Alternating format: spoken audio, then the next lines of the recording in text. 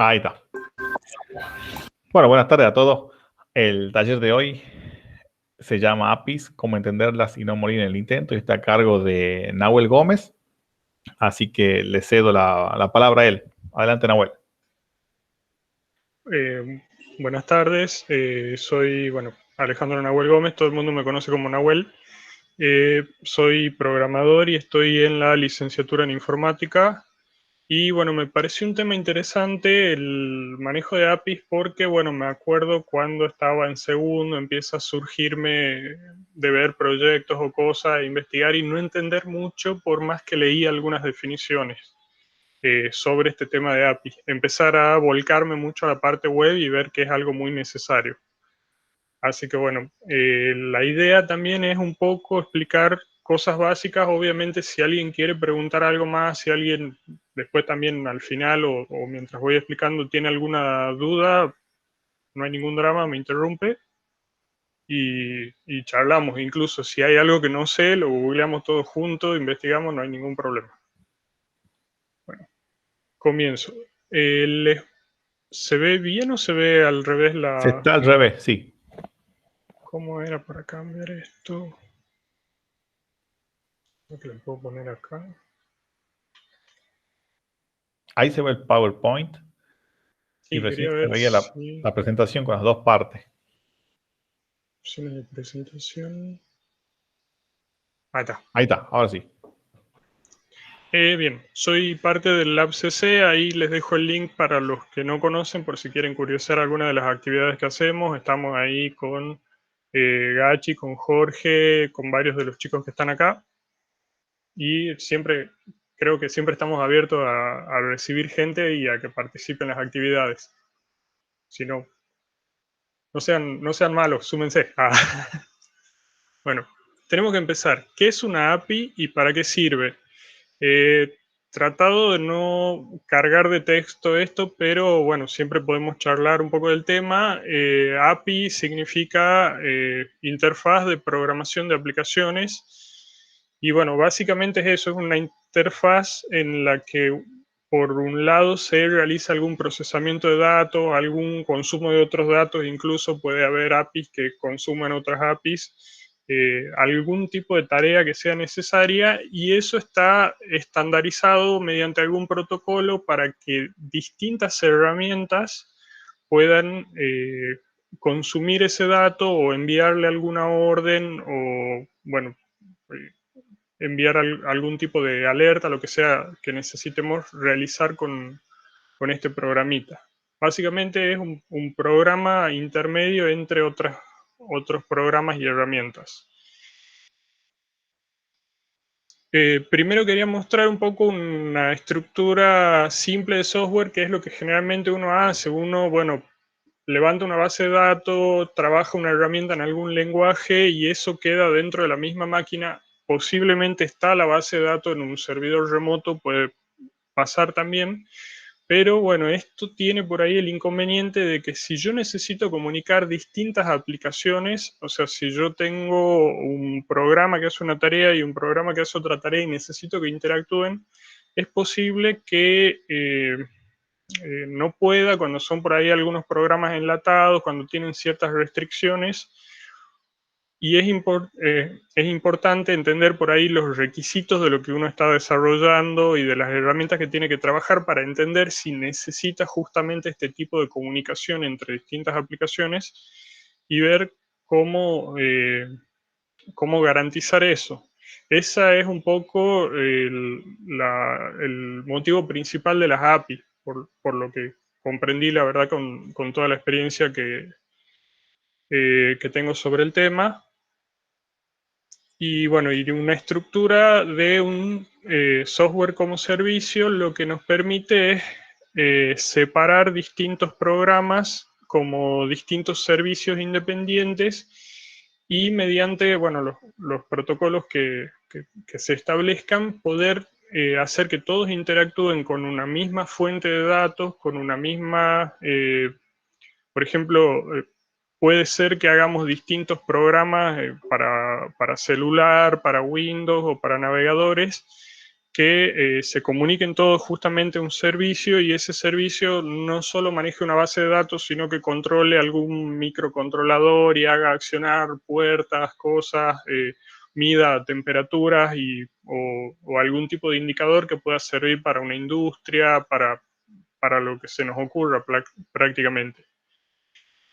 Bueno, y otra ventaja de esto es el hecho de que uno puede trabajar justamente con distintos lenguajes, entonces por ahí, teniendo lo que es una API como un servicio, uno que trabaje quizá orientado a celulares con, no sé, Kotlin, Java, lo que se está usando ahora, la verdad que mucho no es mi área el manejo de celulares, sé que con React se puede también, y quizá otra persona que trabaje con tecnologías web, sí, también puede ser que use React o Vue no me acuerdo cuál era la otra, Angular, también se pueda comunicar al mismo dato y quizá puedan llegar a interactuar entre ellos, mandarse un mensaje de una a la otra sin tener por ahí algún tipo de problemas debido al cambio de lenguaje. Eso permite que, por ejemplo, un proyecto muy grande, establecido ese servicio, nosotros podamos asignar distintos grupos a trabajar en las distintas herramientas que van a hacer sin restringirnos al lenguaje y que todos puedan funcionar y cumplir su tarea. Bueno, acá mencionaba un poco de usos que se puede dar. Lo de procesamiento de datos en tiempo real, no sé si está bien expresado, pero bueno, es una de las cosas que hacemos que se hace en el LabCC, en la que tenemos justamente una API que consume unos datos que se van procesando en tiempo real y se los envía a un servidor web, que ya les voy a mostrar la página, donde se ven distintas mediciones de clima espacial. Lo de servicios de pago online es, bueno, una de las cosas más habituales que vemos ahora es que hay link de, por ejemplo, Mercado Pago, ese tipo de aplicaciones o billeteras en las que uno con un código QR escanea, o desde mismas aplicaciones o páginas hay un link donde se genera el comprobante, y todo eso es debido a que el servicio que tienen ellos provee una API donde se puede ingresar los distintos requisitos, el monto a pagar, las formas de pago y todo ese tipo de cosas. Incorporar capas de seguridad puede ser para que, por ejemplo, yo tengo una base de datos en la que no quisiera comprometer ni la IP ni algún acceso de un usuario porque quizá está muy pública. Entonces puedo hacer capaz que necesito leer una única tabla, un único subconjunto de datos. Entonces, en lugar de generar un usuario con esos permisos y abrir un camino muy público a esa base de datos, puedo poner una API que solo consuma esos datos, que internamente tenga el acceso a esa base de datos, pero para afuera solo se ve una dirección IP y lo único que devuelve es el dato necesario sin comprometer la ubicación y posiblemente alguna vulnerabilidad por la que alguien pueda llegar a ingresar a esa base de datos. Eso es muy importante cuando se trabaja con información sensitiva, base de datos no sé, de lugares como hospitales, de lugares de administración pública. Bueno, me acuerdo, yo fui pasante en Catastro un par de años, entonces, bueno, ahí veía que había que poner algún tipo de seguridad para el acceso a la información de cada una de las personas, para que uno no pueda acceder a todos bueno, toda la información que había de cada una de las personas que tiene, bueno, propiedades en la provincia. Y bueno, y lo último es separar front de backend, que eso permite, por ejemplo, el desarrollo de, yo quiero hacer alguna página de lo que sea, venta, algún juego sencillo posiblemente, y puedo trabajar el backend con una API y el front con algún lenguaje que, por ejemplo, me permita desarrollar algo para navegadores y algo para celulares más específico. Y bueno, y después ya no se me ocurre alguna sugerencia, si alguno conoce algo más y quiere aportar. Esto también más o menos lo que hacemos, lo del frontend con el backend, diferencia nosotros en el proyecto. Sí, Exactamente, nosotros tenemos un servidor web que es el front que consume el dato de esa API. Y bueno, y otra cosa que me parece importante, no es obligatorio usar estos protocolos, pero por lo que estuve investigando es como dentro de todo lo que más se usa para el manejo de API. Tengo entendido que se puede usar de otra forma, la verdad que no investigué más en el tema porque, bueno, no se me dio tener que usarlo así. Se usa los protocolos de HTTP, entonces cuando uno consume una API o le envía una orden, va a usar los métodos get, post, put, patch o delete.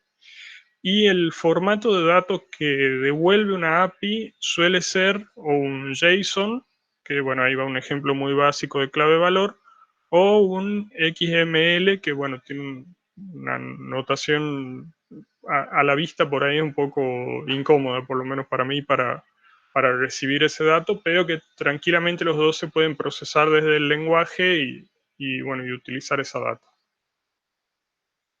Y otra cosa importante a mencionar es que las APIs pueden tener algún tipo de autenticación, o sea, puedo tener una API en la que yo tengo levantado el servidor, está la data ahí, puedo ingresar en el navegador, entrar, ya vamos a ver un ejemplo, y veo esa data.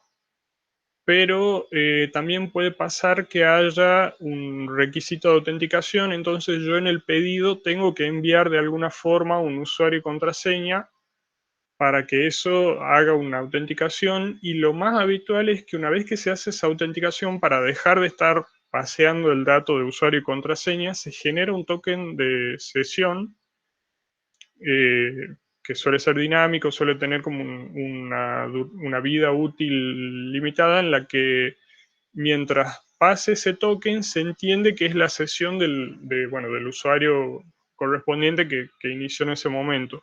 Y recién cuando se usa ese token, generalmente en la cabecera de la orden o pedido a la API, recién se devuelven los datos correspondientes. Si no, bueno, hay un error de sesión inválida o inicio, y bueno, hay que ver de procesar si es alguna sesión vencida, ofrecer que se vuelva a ingresar o, bueno, redireccionar para que se solicite, bueno, el usuario y contraseña. Y con lo que es presentaciones, eso sería todo. No sé si fui muy breve quizá. Ahora tengo un par de ejemplos. Sí, si alguien quiere hacer alguna pregunta hasta que empecemos a mirar el código o experiencia con APIs. Si no, métele en la web. En los Bien. ejemplos siempre es mejor, muchas veces. Sí, a ver si agrando un poco la letra. Bueno, acá yo tengo un servidor con Flask, un servidor local que es, bueno, es el proyecto de lo que vamos a ver también de la página de Clima Espacial. Esto es Python. Comento para los que no conocen, Flask, que es un servidor web bastante minimalista, o sea, trae lo básico y de ahí se le puede agregar los complementos que uno necesite para trabajar. Y se puede establecer, por ejemplo, las rutas. Entonces, en la ruta principal se establece los métodos con los que se puede acceder y se ejecuta alguna función. Entonces, cuando alguien intenta ingresar desde el navegador a donde está alojado el servidor, que en este caso es, a ver que corro acá la ventana, localhost 2.5000 es el puerto que estoy usando. Bueno, esto devuelve un conjunto de datos con una estructura JSON que, bueno, se lo puede ver al dato bruto. Según el navegador tenemos distintas vistas, y estos es de una función que genera datos aleatorios como para visualizar. Les voy mostrando. Nosotros acá tenemos este tipo de gráficas hechas con HighCharts, y ese tipo de gráficas requería, bueno, de una cierta estructura para recibir los datos, que después con JavaScript uno la procesa un poco y la puede visualizar aquí. Entonces lo que hemos hecho ha sido las distintas funciones que generan los distintos JSON con datos correspondientes a distintas mediciones, y aparte hay una función genérica que devuelve valores aleatorios como para ir probando una gráfica antes de cargarle los valores necesarios. Entonces uno puede ir armando todo el camino y después ya cargar la data en tiempo real, que encima, bueno, eso es lo que se va procesando por otro servicio de fondo y siendo accesible por la API para mostrarlo justamente bueno, en las distintas vistas que tenga. Acá también hice un ejemplo de consumir desde el código esa API. O sea, esto de tener levantado ese servidor permite que uno lo acceda desde el navegador. Pero ¿qué pasa si nosotros estamos haciendo una herramienta que, bueno, en realidad yo seguí trabajando en Python, pero puede ser en cualquier otro lenguaje que necesite traer estos datos para, con alguna otra librería o herramienta, hacer una gráfica?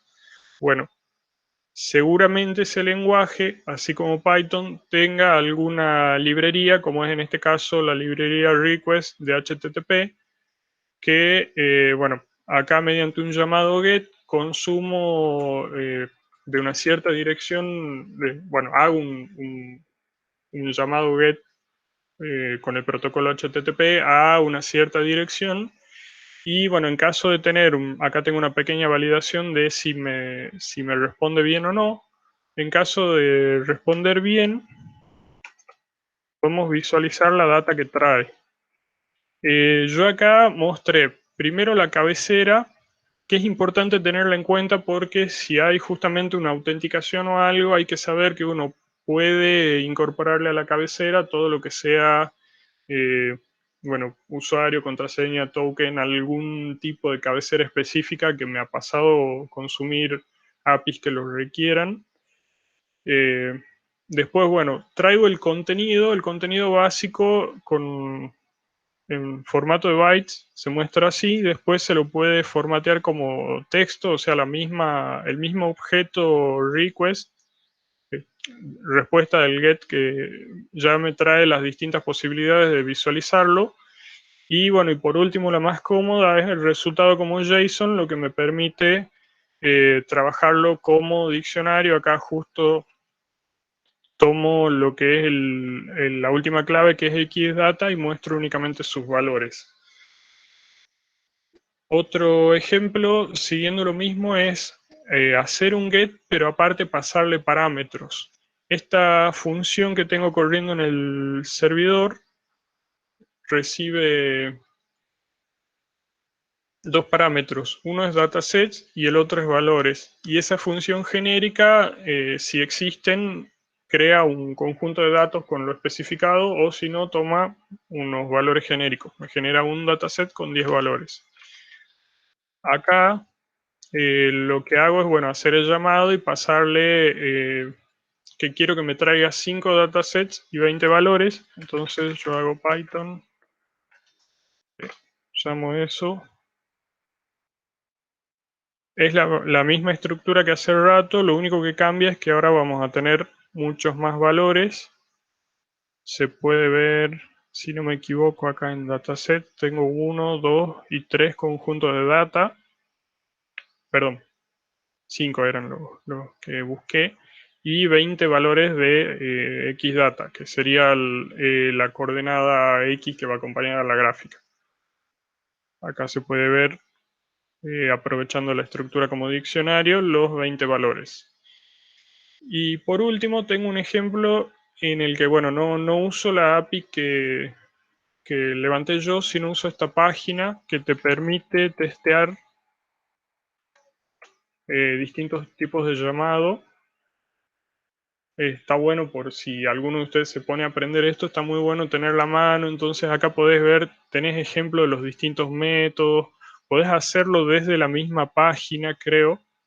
Acá podés hacer un try, ejecutar, y ves la respuesta, ves con todo detalle. Lo mismo que estoy mostrando acá, más simplificado en el ejemplo, lo pueden visualizar primero en esta página. La verdad que cuando empezaba me ha resultado muy útil porque ahí empecé a entender bien cómo venía la estructura, todos los datos que movía. Y bueno, justamente acá el ejemplo, Python hace un post que le pasa, bueno, una clave llamada key y un valor value que va, bueno, va como un formulario al server y el server me devuelve la misma data que le ha llegado. Eso es un poco la función de esta página, es justamente para que uno pueda empezar a ejercitarse un poco con eso y después ya tranquilamente estructurar todo lo que necesite para alguna API en particular. Después les quería mostrar dentro de lo que es JavaScript.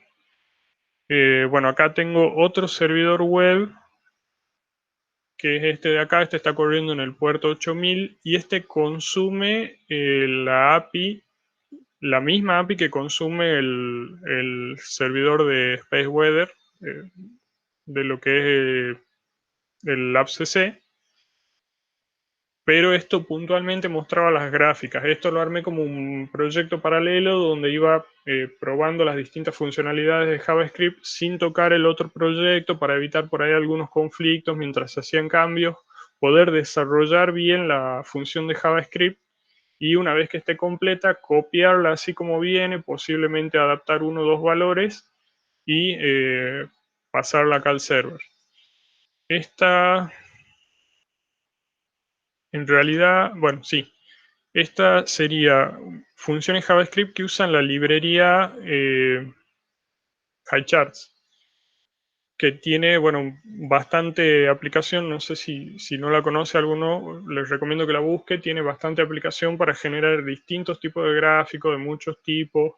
Se puede generar con datos más estáticos o se puede generar con llamados Ajax. Entonces lo que hacemos acá es tener una función que hace un llamado Ajax a la API, a una ruta específica de la API que es LeSondador,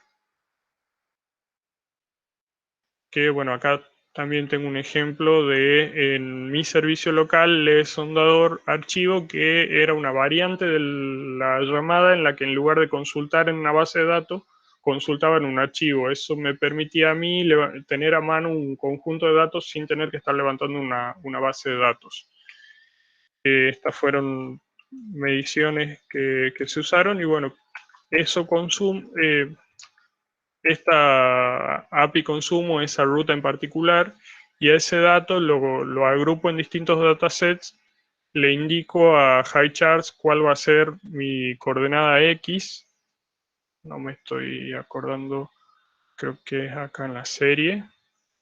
Acá en realidad le mando la serie de datos y en algún lado le tengo que estar pasando el XData y eso va a ser lo que me va a generar acá. Entonces yo podría cambiar la cantidad de días. Eso demora a veces un poquito en cargar la data y esto lo que va a hacer es llamar a esta función, volver a consumir la API, ahora pasarle una distinta cantidad de días y una vez que se procesa toda la data en la API y me la devuelve, yo desde HighChart puedo generar la gráfica. Creo que eso sería todo. Bueno, también los invito a que curioseen un poco la página que estamos trabajando. Les dejo ahí el link. Y bueno, también les dejo la del LabCC por si quieren conocer un poco de las actividades que realizamos. No sé si tienen alguna duda, algo que aportar del tema de APIs o de la charla. Muy bueno, Nahuel. Creo que es un buen panorama así general, creo. Gracias. Buenísimo, Nahuel. ¿Hay alguno acá que haya trabajado con APIs alguna vez, ha tratado de